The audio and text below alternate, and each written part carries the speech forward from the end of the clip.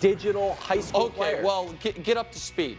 Maybe you can have How do you talk do that? about that at your next Also, are Hamptons those kids cocktail getting party. paid? What? Yeah, it's NIL. The And if high you- school kids that and are if you currently don't, in the no, game. they're fake kids. I'm not.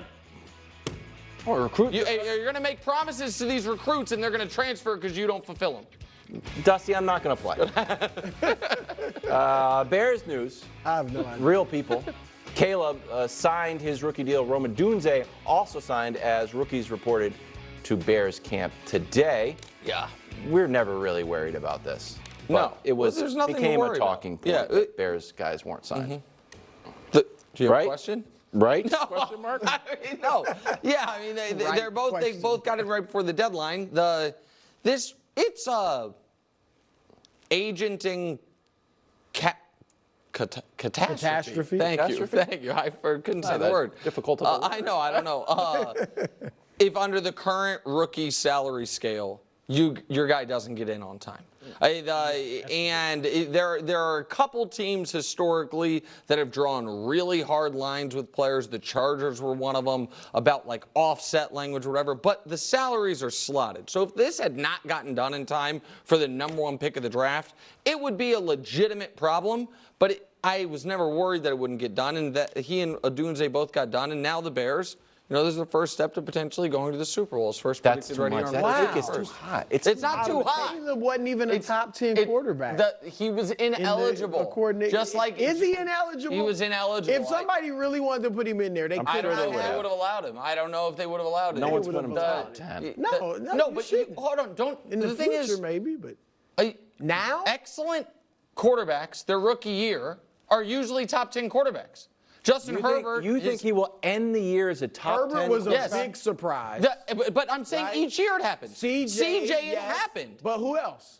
I'm trying to think. Trevor, and I'm not even. Trevor wasn't top 10. No. Trevor wasn't top 10. Mahomes, I think, would have been. They didn't let him play. Quarterback. CJ Stroud is the answer. It happened a year ago. CJ to make the playoffs. No, to make the playoffs their rookie year. To make the playoffs their rookie year. Oh, Mac Jones. Wow. This guy. Really? Is that true? And you were arguing he was a top 10 quarterback.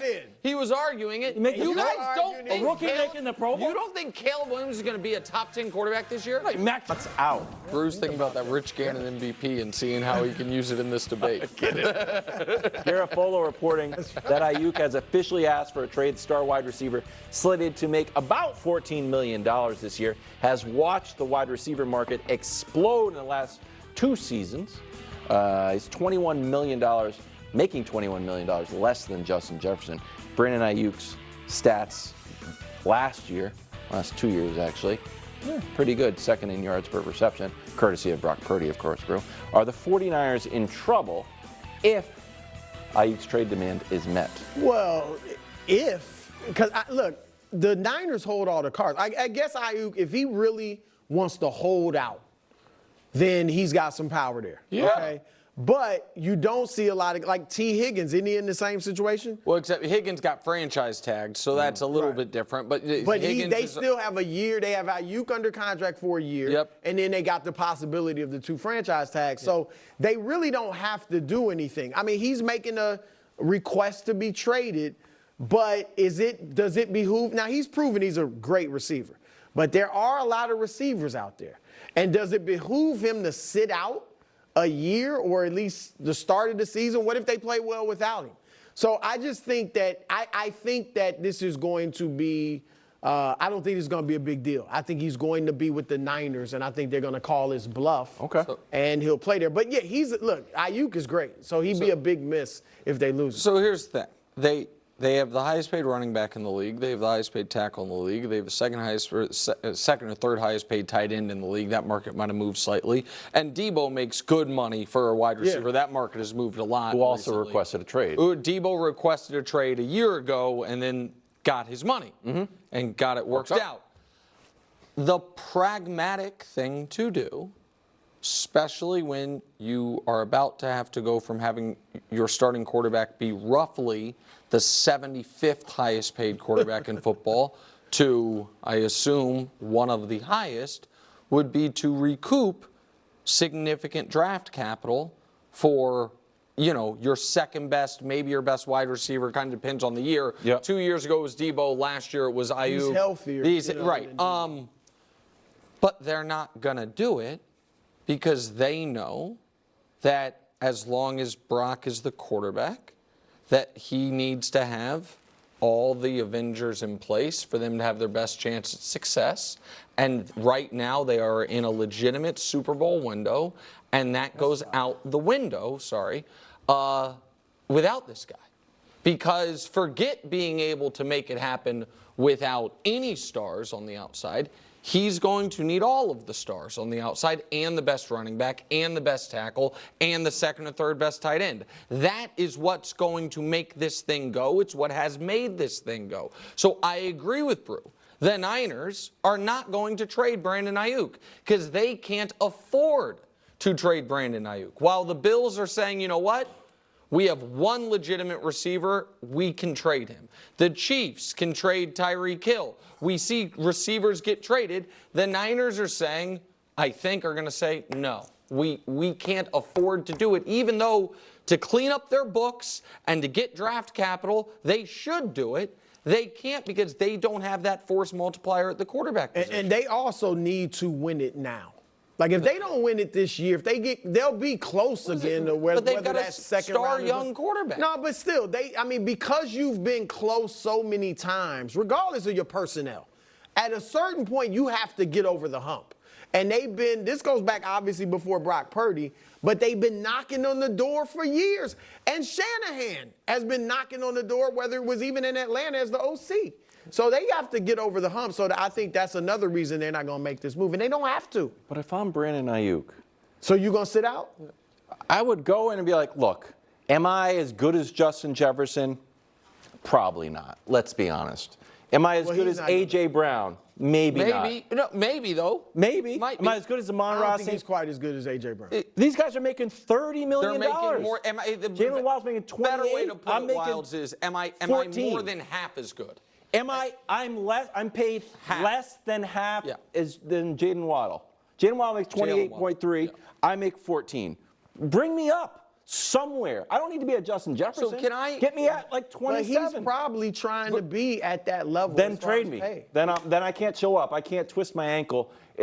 Hold on, throw Brew. it to Debo. That's his leverage. And if he decides he doesn't want to play, then that's what will put the Niners in a corner. But how much? But real quick before we move on, because. And I'm not saying you're wrong about this at all.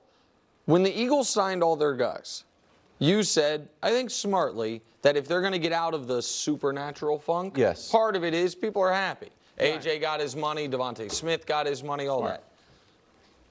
Flip side to that coin is, even if he ultimately shows up, if he skips camp, demands a trade, and then is there under protest, doesn't that immediately, if they are SBOB, if they are, trying to win right now, can't that work against you? And wouldn't you maybe be better off having that clean out of the locker room? It depends on his attitude. I mean, we've seen, like T. Higgins, we obviously knows is not happy in Cincinnati. But what'd he say? He's going to play this year. With an asterisk.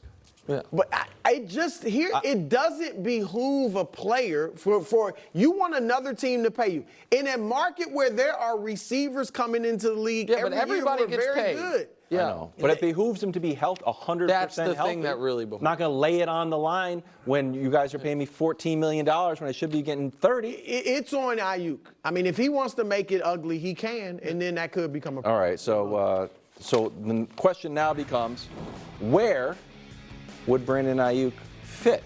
Now, some people would say you need a quarterback on a rookie deal. You need, can't go to a team with a lot of highly paid offensive weapons, and you want, a culture of winning. So a lot of people are saying New England. Well, New England would make a ton of sense. Let's go. I was partially joking. New England would make a ton of sense because New England's second-round pick is basically a first-round pick. Because it'll be the first or second pick of the second round. And so you don't have to trade a first-round pick. They have the money. So same conversation, Carolina. Carolina would, if you listen, I don't think Carolina should. I might have my questions about Bryce Young. Carolina should not just give up the idea that that Bryce Young can be good. Give him a real, you know what I mean? So give him a real fighting chance. The two places that, because I don't think they're going to trade him to Detroit. If again, you and I don't think they're going to trade him, but if they were to, I don't think it's going to be to the team they played in the NFC title game. Right. So everyone's going to point out Steelers and the Washington because there's been connections. Two teams that would make me displeased as a Chiefs fan: the Ravens and the Chargers. Oh.